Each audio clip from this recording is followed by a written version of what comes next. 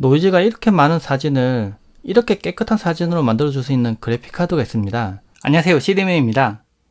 오늘 소개할 거는 이노3D의 RTX 4070 D6X 12GB의 i7 X3 버전인데요. 그래픽카드 성능이 올라가면 어떤 부분에서 체감할 수 있는지 좀 보여드리려고 합니다.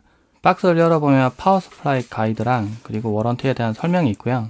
그리고 그래픽카드랑 전원선, 안쪽 부분에 몇 가지가 더 있었는데 그래픽 카드가 길면은 좀 아래로 처지는데요. 그걸 받쳐주는 받침대랑 그리고 또 별도의 선이 들어가 있습니다. 그래픽 카드를 보면은 펜이 위에 3개가 있고요. 두께는 조금 있는 편이에요. 여기 보면은 측면 부분에 엄청나게 두껍죠. 그리고 그래픽 카드 길이는 2까지 오는데요. 이 나머지 부분 다 방열판입니다. 그리고 두께도 두껍고 펜이 3개나 들어가 있죠.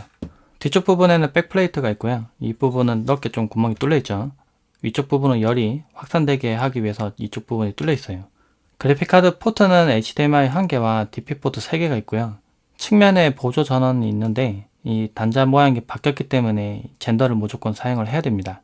그래픽카드를 장착해 봤는데요. 제 경우에는 어댑터를 장착해서 측면으로 이렇게 세운 겁니다.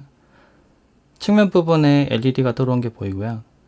그리고 조명을 컨트롤하는 케이블을 연결시키면은 이제 조명도 컨트롤을 할 수가 있고요.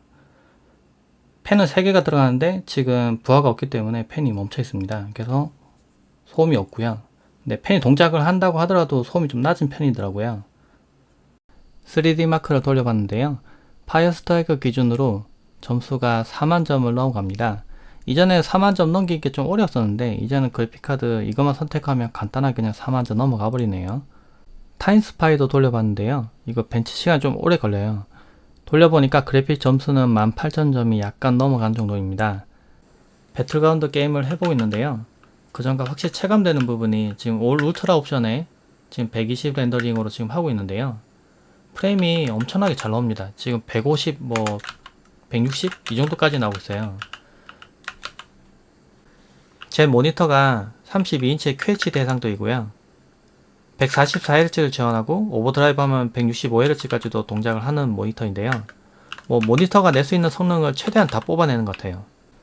근데 이전에 나와있던 3090 같은 경우에도 이 정도 성능은 나왔거든요. 근데 차이가 나는 부분은 3090은 전력 소모량이 좀 높았는데 이거는 200W, 200 초반대 정도로 전력 소모량이 많이 줄어들었습니다. 그러니까 3090과 거의 비슷한 실력을 내면서도 전력을 적게 쓰니까 오랫동안 사용한다고 했을 때, 게임을 좀 많이 한다고 했을 때 전력을 좀 아끼면서 게임을 많이 할 수 있는 거죠. 디아블로 4 게임을 해보고 있는데요. 근데 처음에 게임 했을 때 32인치 QHD 해상도라고 하더라도 프레임이 80 정도밖에 안 나오더라고요. 근데 옵션에서 여기 보면 DLSS가 있는데요. 이거를 켜놓고 균형으로 설정해 주시면은 프레임이 150까지 올라갑니다.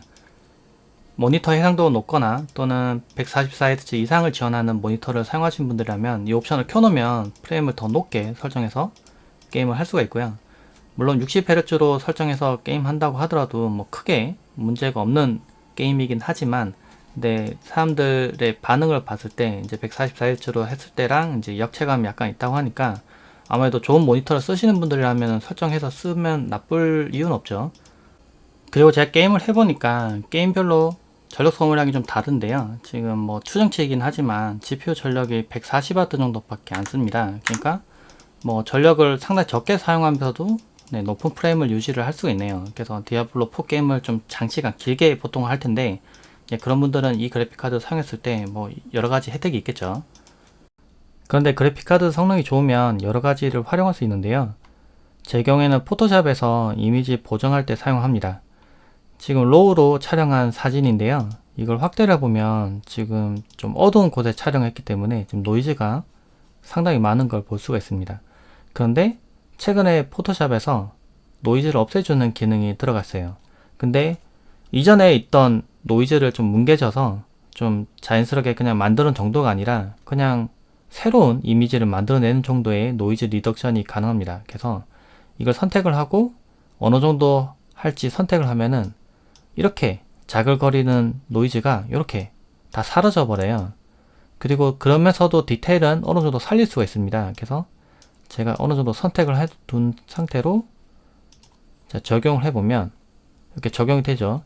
근데 이게 그래픽카드를 성능이 낮은 걸 쓰거나 또는 안 쓰거나 하면은 이게 이렇게 빨리 적용되지 않아요. 한참 걸리거든요.